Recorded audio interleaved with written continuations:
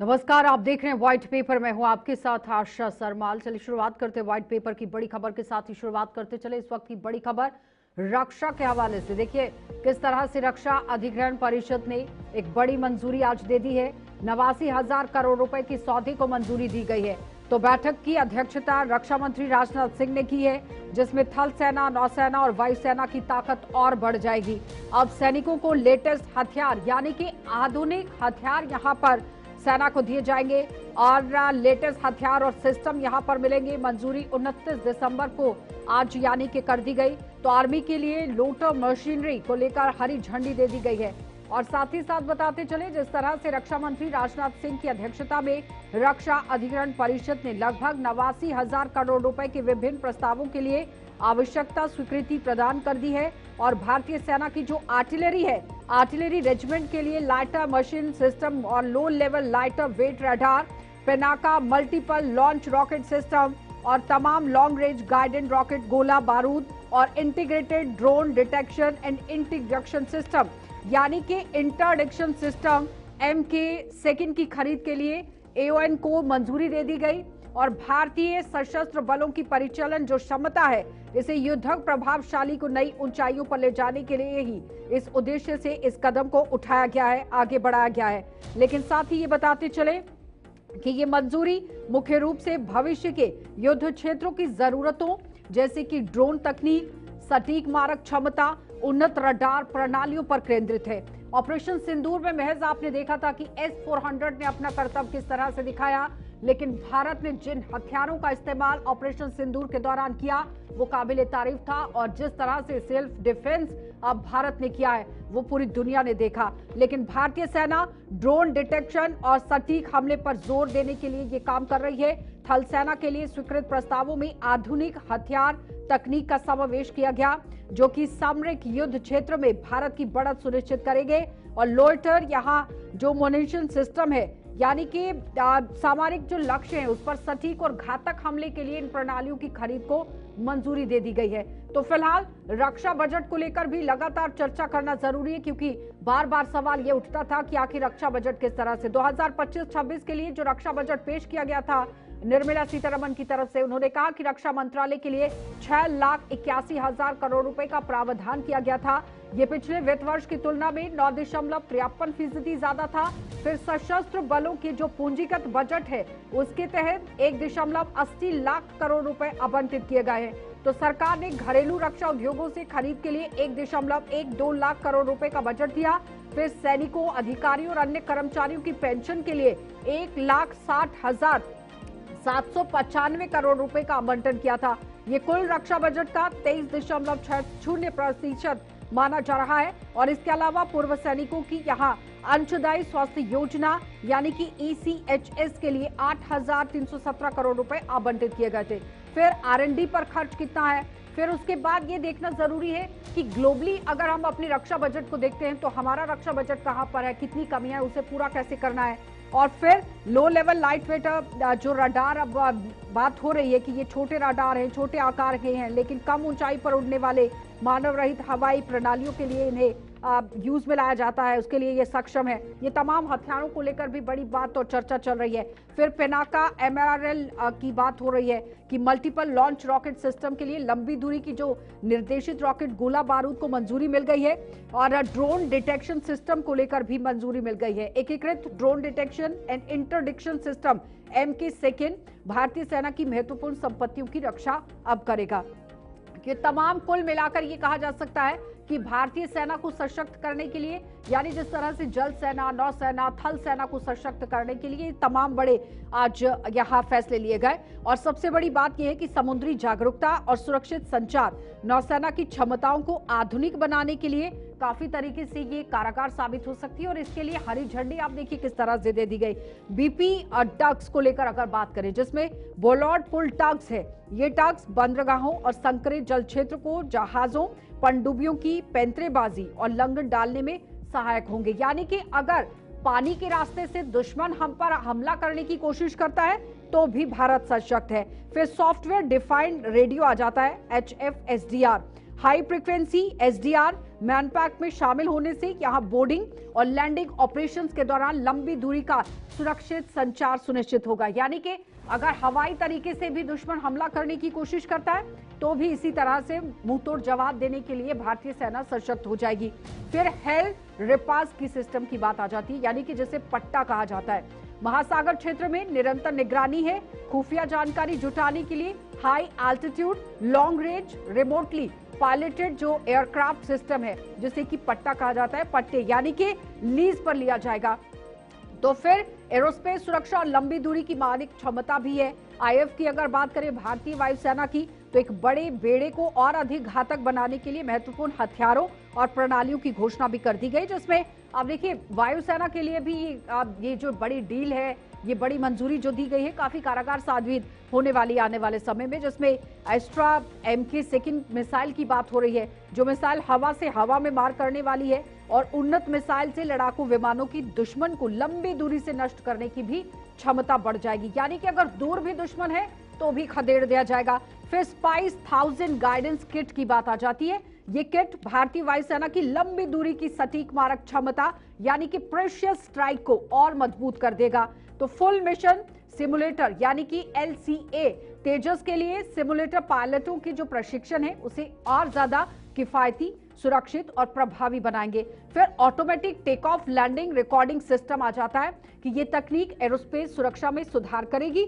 हर मौसम में स्वचालित जो रिकॉर्डिंग है वो उपलब्ध कराएगी। यानी कि बारिश है, तूफान है, कोहरा है, धुंध है, मौसम खराब है, लेकिन उसके बावजूद भी रिकॉर्डिंग चलेगी और बताएगी कि हमारे जवानों ने किस तरह से अपना कर्तव्य कर दिखा दिया है। फिर आर्थिक औद्योगिक प्रभाव किस तरह से रहेगा, ये सभी प्रस्ताव आत्मनिर्भर भारत अभियान के तहत स्वदेशी विनिर्माण को बढ़ावा दे रहे हैं। और रक्षा मंत्रालय कह रहा है कि परियोजनाओं से भारतीय रक्षा उद्योगों, विशेषकर रक्षा क्षेत्र के सार्वजनिक जो उपकरण हैं यानी कि DPSUs और निजी क्षेत्र में MSME को बड़े पैमाने पर ही ऑर्डर मिलेंगे, जिसमें देश में रोजगार और तकनीकी नवाचार को गति मिलेगी। फिर यहाँ भविष्य की जो रणनीति है वो तय की गई है। तो भविष्य की रणनीति जो 89,000 करोड़ रुपया है, ये किस तरह से रखता है, क्योंकि ये 89,000 करोड़ ये निवेश न केवल सेनाओं की वर्तमान कमियों को दूर करेगा, बल्कि भारत को भविष्य के जो आने वाले समय में टेक्नोलॉजी का इस्तेमाल होने वाला है उसे खरीदने में भी काम आएगा। टेक्नोलॉजी ड्रिवेन युद्धों के लिए भी तैयार रहेगा और पिनाका, एस्ट्रा जैसी स्वदेशी मिसाइल प्रणालियों पर भरोसा जताने वैश्विक स्तर पर भारत की बढ़ती हुई रक्षा निर्यात क्षमताओं और रक्षा विनिर्माण में स्वावलंबन का प्रमाण है। तो ये तमाम बड़ी बातें जो आप देखिए 89,000 करोड़ रुपए की ये जो मंजूरी दी गई है DSC की तरफ से, अब यहाँ पर सेनाओं को सशक्त किया जा रहा है। अभी भी देश ऑपरेशन सिंदूर में चल रहा है, यानी कि ऑपरेशन सिंदूर खत्म नहीं हुआ है, अभी भी जारी है। किसी भी वक्त अगर दुश्मन हमला करने की कोशिश करता है तो मुंहतोड़ जवाब दिया जाएगा, लेकिन उससे पहले अपने हथियारों को किस तरह से आधुनिक करना है, अपनी सेना को हथियारों से लैस करना है, कहीं पर भी कमी नहीं रहनी चाहिए। इसके लिए रक्षा मंत्रालय की तरफ से बड़ा कदम उठाया गया है। चलिए पैनल की ओर बढ़ जाते हैं। जो गेस्ट हमारे साथ जुड़ गए हैं स्क्रीन पर ले आइए, कौन कौन हमारे साथ इस वक्त जुड़ गए हैं। चलें, कर्नल संतपाल राघव हैं हमारे साथ, रिटायर्ड रक्षा विशेषज्ञ। बहुत बहुत स्वागत कर्नल जुड़ने के लिए। कर्नल गोपाल सिंह हैं हमारे साथ, रिटायर्ड रक्षा विशेषज्ञ, आपका भी बहुत बहुत स्वागत। अनिल गर्ग जी हैं हमारे साथ और थोड़ी देर में कर्नल गोपाल भी हमारे साथ जुड़ेंगे। अनिल गर्ग हैं, राजनीतिक विशेषज्ञ हैं, आपका बहुत बहुत स्वागत कर्नल के साथ साथ अनिल गर्ग जी जुड़ने के लिए। सबसे पहले तो मैं आप ही के पास आऊंगी संतपाल राघव जी। कर्नल ये बताइए कि जिस तरह से ये बड़ी मंजूरी दी गई है कितनी इफेक्टफुली होने वाली है, और जिस तरह की कमियां बताई जा रही थी क्या ये उसे पूरा करने में सक्षम रहेगी, किस तरह से इस पूरी डील को आप पहले देख रहे हैं जो ये मंजूरी मिल गई है।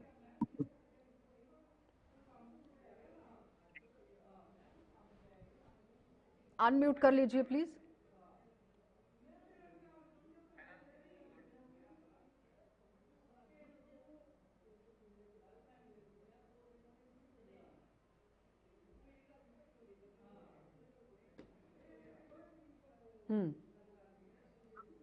नहीं, आवाज नहीं आ पा रही है। अनिल जी, आपको मेरी आवाज पहुंच रही है? हाँ, मुझे आपकी आवाज आ रही है। आप ही से शुरू करते हैं। 89,000 करोड़ का जो ये निवेश अब होने वाला है, ये केवल रोजगार के लिए नहीं है, ये सिर्फ सशक्त करने के लिए नहीं है, ये आत्मनिर्भर भारत की एक मिसाल कायम करेगा? किस तरह से इस पूरी पहले तो निवेश को देख रहे हैं? देखिए, जो 79,000 करोड़ का जो अभी ये गेस्ट की आवाज को रक्षा बढ़ा अधिग्रहण दीजिए। कौंस परिषद ने जो बोलिए बोलिए। मंजूरी दी है। देखिए, मैं ऐसे मानता हूँ, जो अभी अभी ऑपरेशन सिंदूर जो शुरू हुआ था, उस समय हमें जो जो जरूरतें ज्यादा महसूस हुई, उन सबको ध्यान में रख के ये सारी चीज हो रही है। अभी सरफेस टू एयर और सरफेस टू सरफेस कैसे थल सेना की ताकत बढ़ाई जाए, इस पे काम करने की बात चली थी, और उसको ही बढ़ाने के लिए ये सारी ये चीजें अनिल जी की अभी आवाज को शुरू बढ़ा हुई है। दीजिए, और आवाज नहीं सरफेस सुन टू पा रही हूँ मैं अनिल जी की।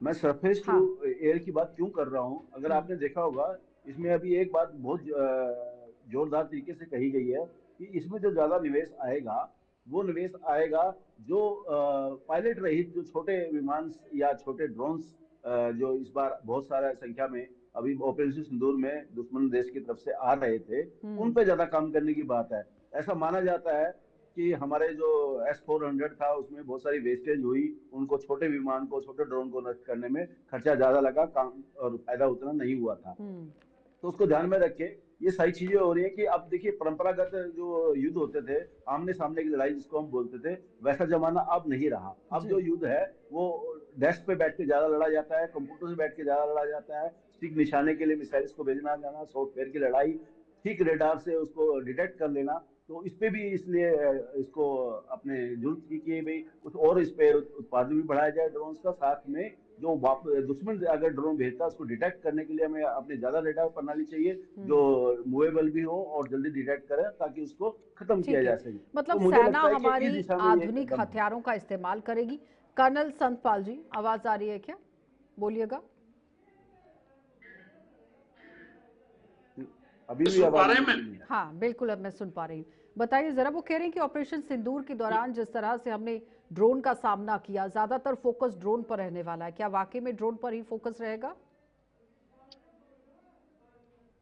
जी देखिए, जो आज जो वॉरफेयर है, जो पुराना जो वॉरफेयर था उससे अलग है।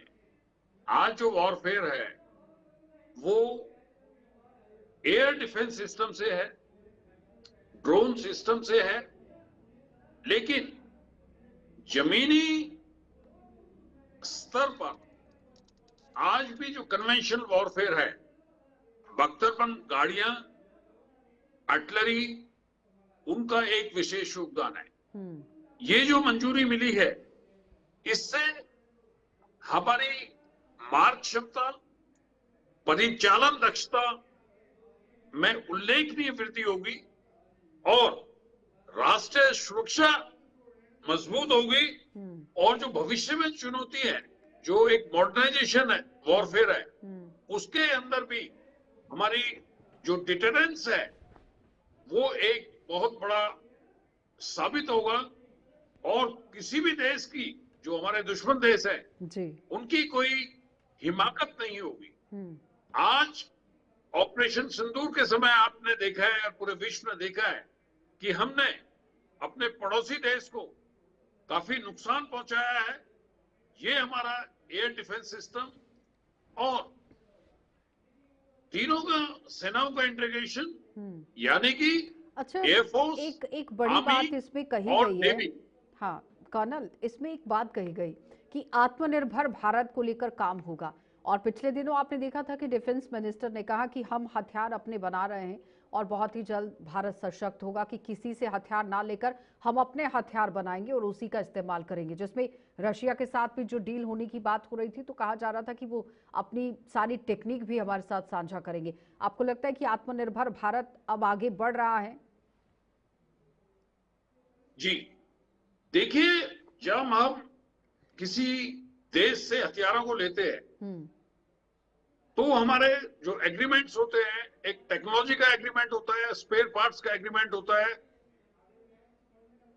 लेकिन अगर हमारे ये हथियार हमारे देश के अंदर बनते हैं तो हमें एक आत्मनिर्भरता आती है। टेक्नोलॉजी हमारे पास है, स्पेयर पार्ट्स हमारे पास है, मॉडिफिकेशन हम कर सकते हैं। लेकिन अगर विदेश से हथियार आते हैं तो इन चीजों में कई देश अपनी टेक्नोलॉजी को नहीं देते। कई देशों में वो फैक्ट्रियां बंद हो जाती हैं, स्पेयर पार्ट्स आने बंद हो जाते हैं, तो उस वक्त बड़ा मुश्किल होता है।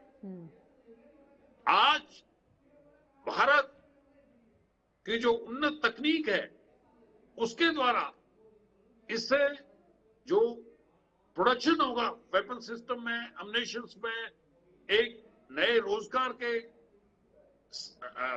काफी एवेन्यूज खुल जाएंगे। अनिल जी, और नंबर 2, इससे तकनीक जो है हमारी उन्नत तकनीक से हम लोग एक्सपोर्ट भी करेंगे। आप देखें ऑपरेशन सिंदूर के अंदर हमारा बैटल हार्डन इक्विपमेंट था जो बड़ा इफेक्टिव था, जबकि चाइना का जो इक्विपमेंट था वो ऑपरेशन सिंदूर में फेल हुआ। और हमारे पास काफी ऑर्डर आए उसके बाद। अनिल जी, जितनी एशियन कंट्रीज ने हमारे को काफी ऑर्डर दिए। हाँ अनिल जी, वो कह रहे हैं कि ऑपरेशन सिंदूर के बाद हमारे पास बहुत ऑर्डर आए कि लोग हमसे हथियार खरीदना चाहते थे। तो इस जो ये 89,000 करोड़ रुपए की मंजूरी दी गई है, इससे एक्सपोर्ट भी बढ़ेगा हमारा। देखिए, ये तो भारत सरकार की पॉलिसी है, खासकर मोदी सरकार की जब से सत्ता में आई है। मैं एक थोड़ा सा आंकड़ा आपको बताना चाहता हूँ। मोदी सरकार जब सत्ता में आई थी उस समय जो भारत का रक्षा उत्पादन था करीबन 25 से 30% था, और 70%, 65 से 70% हम लोग विदेशी आयात पर ही निर्भर थे, पूरे रक्षा उपकरण और बाकी की उसके साथ की जरूरत की चीजें।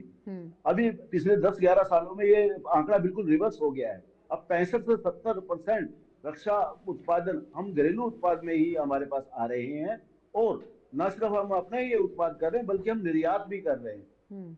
तो निर्यात भी करीबन हमारा 23-24 हजार करोड़ का हो गया है, और इसको बढ़ाया जा रहा है और आयात को लगातार घटाया जा रहा है। इससे दो फायदे हैं। एक तो भारत की विदेशी मुद्रा भी बहुत बढ़ती है, और दूसरा आयात घटाने का एक फायदा ये भी है कि हमें उन पर जो हमारी निर्भरता है, खासकर रक्षा के मामलों में हमारी निर्भरता कम होती है। जैसे कर्नल साहब बता रहे थे, टेक्नोलॉजी कई बार वो लोग नहीं देते हैं, कई बार फिर हमारे पर एक्स्ट्रा दबाव रहता है उन देशों का जिनसे हम विमान लेते हैं या कोई रक्षा उपकरण लेते हैं, कि हम उनके और उनके मित्र देशों के खिलाफ उसको प्रयोग नहीं कर सकते। तो इन सारी चीजों पे जब आत्मनिर्भरता आती है और उन पर निर्भरता घटती है, तो हम अपनी मर्जी से अपनी सुरक्षा नीति भी बना सकते हैं। अच्छा अपनी विदेश अनिल नीति भी जी, बना अगर सकते हैं। अगर तो हम इसका बड़ा रक्षा फायदा बजट को भारत को लेकर ही बात करते हैं, तो अगर हम फोकस थोड़ा सा पाकिस्तान की तरफ करते हैं, जिसपे भारत का 6.81, आप देखिए ना किस तरह से ये रक्षा बजट है, 6,81,000 करोड़ रुपए। तो फिर अगर हम पाकिस्तान की तरफ नजर घुमाते हैं तो 18% या फिर 2.5 ट्रिलियन पाकिस्तानी रुपए की बढ़ोतरी की घोषणा भी वो करता है भारत के साथ जब तनाव हो जाता है। फिर 2023-24 में 1,804 करोड़ रुपए का जो उनका रक्षा बजट था वित्त वर्ष की, जिस तरह से पाकिस्तान भी बात करता है, तो उसे मद्देनजर रखते हुए आपको नहीं लगता कि भारत को अपने रक्षा बजट को और बढ़ाने की जरूरत है, एक्सपैंड करने की जरूरत है, ताकि हम ज्यादा से ज्यादा चीजें खरीद सकें, अपनी बना सकें? आशा जी, अब दोनों देशों की सोच में फर्क है। पाकिस्तान की सोच इकलौती है कि उसके देश को सेना चलाती है, और सेना का बजट ही अधिकांश बजट पे उनका भारी पड़ता है, और उनकी सोच भी इसलिए रहती है कि भारत में स्थिरता पैदा कर सके, और इसके लिए वो क्या करना चाहते हैं और क्या कर सकते हैं उस पर काम करते हैं। जबकि भारत का जो रक्षा बजट है भारत की सुरक्षा के लिए, किसी देश पे हमला करने के लिए या वहां स्थिरता पैदा करने के लिए नहीं है, भारत की सुरक्षा करने के लिए। और भारत की सुरक्षा एक अहम है, लेकिन सिर्फ भारत की सुरक्षा या दूसरे देशों पे हमला करना है इसलिए रक्षा बजट बढ़ाना, इस तो लेके काम नहीं करता। भारत समग्र दिशा में काम करता है, भारत एजुकेशन पे भी काम करता है, भारत क्लीननेस पे भी काम करता है, बाकी सारी चीजों पे भी काम करता है। तो लेकिन फिर भी भारत का रक्षा बजट पाकिस्तान के रक्षा बजट के मुकाबले बहुत बड़ा है। भारत और पाकिस्तान का किसी भी मुकाबले में कोई मुकाबला नहीं किया जा सकता, सिवाय ना सोच के मुकाबले में किया जा सकता है, और ना ही रक्षा बजट, ना ही रक्षा तैयारियों को, ना ही ताकत को। भारत की रक्षा ताकत पाकिस्तान की रक्षा ताकत के मुकाबले कहीं बहुत गुना ज्यादा है। तो उसमें हमें उसको डरने की जरूरत नहीं, लेकिन फिर भी संभलने की जरूरत है, ध्यान रखने की जरूरत है, क्योंकि सबसे ज्यादा अगर इसको भारत की सीमाओं पर कुछ गड़बड़ करने की कोई अंदेशा रखता है तो पाकिस्तान ही रखता है। क्योंकि जब जब उनके घरेलू में संकट आता है, राजनीतिक संकट आए या फिर कोई और संकट आए, तो वो लोग भारत की तरफ रुख करते हैं, छोटा मोटा हमला करेंगे, उग्रवादी हमला करेंगे, क्योंकि सीधी आमने सामने की लड़ाई करने की उनकी हिम्मत और ताकत नहीं बची। जनरल भुट्टो ने कहा था जब वो प्रधानमंत्री बने थे कि हम भारत में 1000 ब्लिट्स करेंगे, कट करेंगे, उस रणनीति पे अच्छा, काम करते हैं ठीक और है बार बार कर्नल। मार खाते भी हैं। कर्नल, अब सवाल यहाँ पर ये आ जाता है, जिस तरह से अनिल जी भी कह रहे हैं कि रक्षा बजट तो बहुत ज्यादा है, ज्यादा बढ़ाने की जरूरत नहीं है, लेकिन 89 बिलियन डॉलर जिस तरह से कुल बजट है भारत का, जिसमें बढ़ोतरी अगर होती है पिछले साल के मुकाबले में हम देखते हैं तो 24 और 25 में 5.94 लाख करोड़ रुपए से लगभग 9.53% ज्यादा है। लेकिन आपको नहीं लगता है कि जो कमियां हैं इस वक्त डिफेंस के अंदर वो दूर होनी चाहिए, जिसमें आप मारक क्षमता की बात करते हैं, आप कहते हैं कि हम हथियारों को और आधुनिक बनाएंगे, मॉडर्नाइजेशन को लेकर ज्यादातर काम होगा और हो भी रहा है, इसमें कोई दो राय नहीं है। जी देखिए, आज जो हमारा इक्विपमेंट है उसको मॉडर्नाइजेशन की बहुत आवश्यकता है। पर्टिकुलरली एयरफोर्स के अंदर आप देखिएगा कि जो हमारा फ्लीट है उसके अंदर काफी डेफिशिएंसी है। जितना हमारे स्क्वाड्रन्स होने चाहिए, फाइटर स्क्वाड्रन, उसमें इक्विपमेंट नहीं है। That is number 1। Number 2, naval power.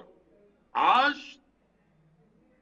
India का जो है नेवल, जो फायर पावर है, सर्विलेंस है, और जो दोनों तरफ हमारे बे ऑफ बंगाल और अरब सागर में हमें एक बहुत ही स्थिर प्रणाली से हमें जो है बहुत ही बड़े फाइटर जहाज जो होने चाहिए हमारे पास, उसके लिए काफी बजट की आवश्यकता है। That is number 1।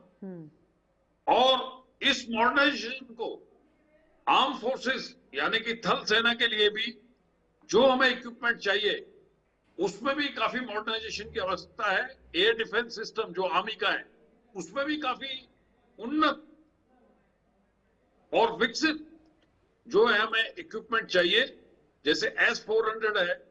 और जितनी आज हमारा भारत का जो बॉर्डर है वो हमारे पड़ोसी देशों से कई गुना ज्यादा है। आज एशिया के अंदर हम सबसे ज्यादा लैंड बाउंड्री दुश्मन देशों को से साझा करते हैं। और आज आप देखें जो हमारे पड़ोसी देश हैं पाकिस्तान और चाइना, आप देखिए कि वो लेकिन किस तरह से जिस तरह से कहा गया कि ये जो मंजूरी दे दी गई है, जिसमें low level light weight record होगा, रडार होंगे, फिर उसके बाद ये कहा गया कि सक्षम करने के लिए सेना को यहाँ पर काम किया जाएगा, LCA लगातार काम कर रही है। फिर उसके बाद ये कह दिया गया कि automatic take off landing recording system भी होगा, चाहे कुछ भी हो जाए तो हमारे पास ये सारा काम होगा, हमारे पास सारा कुछ है। तो फिर BP टक्स को लेकर बात हो जाती है कि बोलॉर्ड पुल टक्स बनाए जाएंगे। तो ये तमाम चीज़ें जो गिनाई गई हैं फायदेमंद हैं, और उसके बाद अभी इनके अलावा और किन किन चीज़ों को खरीदने की ज़रूरत है, जिस तरह आप मिसाइल की बात कर रहे हैं। और रक्षा बजट की अगर हम बात करते हैं जो 6.81 लाख जिस तरह से है, उसमें कितनी बढ़ोतरी होनी चाहिए आपके हिसाब से? कितने % की बढ़ोतरी आप लोग चाहते हैं? जी देखिए, आपका प्रश्न बहुत अच्छा है, लेकिन आप ये देखिए बजट एक डिफरेंट परिप्रेक्ष्य में है कि जब हम मॉडर्नाइजेशन पे जा रहे हैं, लेकिन सर्वप्रथम हमारा जो इक्विपमेंट की डेफिशिएंसी है एयरफोर्स के अंदर, फाइटर जेट्स की जो हमें डेफिशिएंसी है उसको मेकअप करना है। उसके लिए आप देखें कि जो कॉस्टिंग बहुत ज्यादा आती है। नंबर 2, जो रडार सिस्टम है उसके लिए परचेज करना भी एक आवश्यक है। अगर हम रक्षा बजट की तरफ से चले तो वो मैच कभी नहीं हो पाएगा। और आज जो DRDO का है, जो उनको जो बजट दिया जाता है, जो उनको रिसर्च के लिए दिया जाता है, वो भी बहुत ही ज्यादा आपको बजट चाहिए मॉडर्नाइजेशन के लिए। ये जो रणनीति, डे टू डे जो नीड है कर्नल अनिल जी, जो ये रणनीति बनाई गई है, आपके हिसाब से कितनी कारगर आने वाले समय में सिद्ध होगी भारत के लिए? देखिए आशा जी, मैंने अभी बताया, आपने ऑपरेशन सिंदूर का जिक्र किया, और मैंने आपको ये भी बताया कि जो मौजूदा जिन चीजों को आप पढ़ रही है, ये जो बजट जिन चीजों पे खर्च होने वाला है, ये सारा इन्हीं बातों पे निर्भर है कि हमें सरफेस टू एयर के लिए हम लोग क्या क्या कर सकते हैं। यानी जो हमला होगा, अब आमने सामने की लड़ाई, वो बहुत बात की बात है। शुरुआत में जो लड़ाई होती है वो अपने घर बैठ के, अपनी जमीन पर बैठ के करनी होती है, चाहे वो दुश्मन देश कर रहा हो या हम कर रहे हो। अभी हमने ऑपरेशन सिंदूर किया, हमने तो 1 इंच भी पाँव नहीं रखा दुश्मन की जमीन पर, और उसके पूरे आतंकी ठिकाने ध्वस्त कर दिए। तो कहने का मतलब ये है कि अभी जो मौजूदा वारफेयर है वो सारा मौजूदा कंप्यूटराइजेशन के कारण है, सॉफ्टवेयर के टेक्नोलॉजी कारण पर है, है, और मॉडर्नाइजेशन पर है। सरफेस टू एयर या सरफेस टू सरफेस जो मिसाइल्स उस पे है। अभी हमने जिन ड्रोन्स का सामना किया, तो इसलिए थल सेना को इस तरह से हमें रेडार्स और लो रेंज रेडार्स को डिटेक्ट कर सके, उनको मार सके, उन पे काम करने की बात कर रहे हैं। ऐसे ही नेवल के भी है। आप अभी कर्नल साहब कहते हैं कि हमारी सेना कमजोर है, नौसेना। मैं कर्नल साहब आपको थोड़ा एड ऑन करना चाहता हूँ। हमारे आसपास के जितने भी पड़ोसी राज्य हैं, जिसमें हमारे परंपरागत दुश्मन भी आप मान सकते हैं, तो चाइना हो, चाहे वो पाकिस्तान हो, चाहे बांग्लादेश हो, या बाकी के लोग, सबसे मजबूत नौसेना अगर किसी की हो तो हमारी ही है। सबसे अगर ताकतवर हिंद महासागर, अरब महासागर और बे ऑफ बंगाल में किसी की नौसेना मजबूत हो तो अपनी ही है। और भारत की नौसेना इतनी मजबूत है कि उससे दुश्मन देशों को पता है, और वो हमला करने की कभी सोच भी नहीं सकता। पाकिस्तान को भी पता है, अगर भारत की नौसेना उससे बढ़ी तो पाकिस्तान को एक दिन में ही ध्वस्त कर दिया जाएगा। सबसे ज्यादा मजबूत नौसेना है हमारी है। लेकिन जहां तक आप बात करें रक्षा बजट कितना होना चाहिए, देखिए बजट की कोई सीमा नहीं है। अगर सब कुछ हमारे पास बहुत ही ज्यादा पैसा हो तो हम MiG-21, MiG-29 आज के दिन थोड़ी 50 साल बाद उनको रिटायर करते हैं।